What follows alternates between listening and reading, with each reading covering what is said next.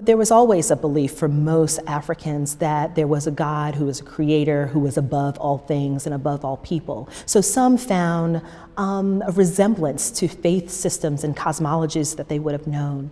But I think for others, for African Americans who are now American born, who are part of this soil, they found within Christianity a place of catharsis, even a place of healing, because they were looking at the stories of, say, the Israelites, and that they had endured bondage, but that they had been freed, and translating those stories for themselves, saying, you know what, God hears me, God knows, God understands my system of bondage, God understands my state, and God will free me.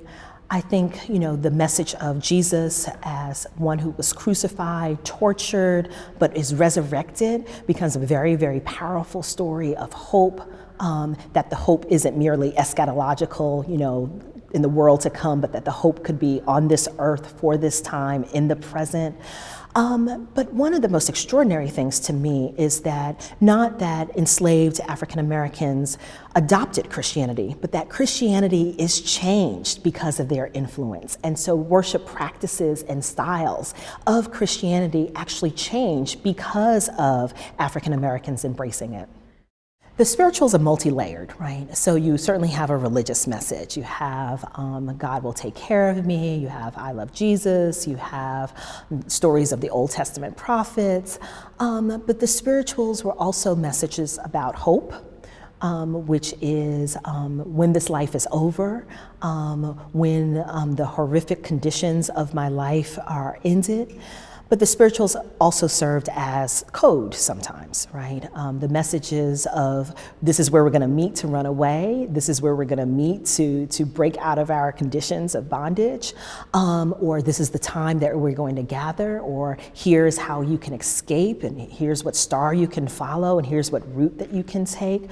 So they were multi-layered that way. But I also think that they were songs of sorrow, songs of catharsis, that people who were not allowed to express themselves fully in terms of the sorrow that they had faced, right? Death and loss and separation, found within the spirituals a place to express their sorrow and their grief, but also a way to celebrate that they really truly believed that there was going to be a time when they would be reunited with their families and their loved ones, that there would be a time of judgment, that there would be a time in which God was going to make this order right. They're also called sorrow songs, though, for that very reason, that it becomes an expression of great pathos. We don't want to talk about the consequences of slavery for us today. We don't want to talk about the ways in which all of us are still caught up in some of the social and economic conditions of enslavement. We always want to say it wasn't my ancestors or it wasn't me.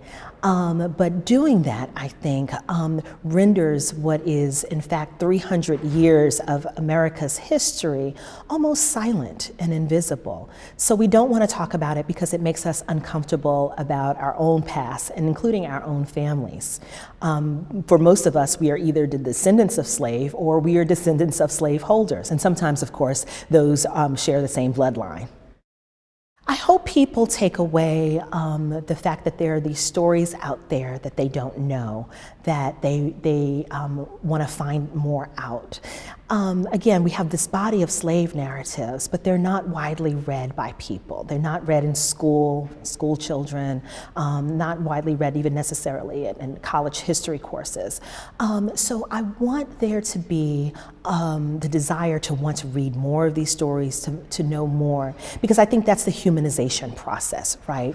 That here is a man, he had a family, he had a history, he had a past, had a home, loved, was loved, and it puts a human face to what we often think about as just an institution.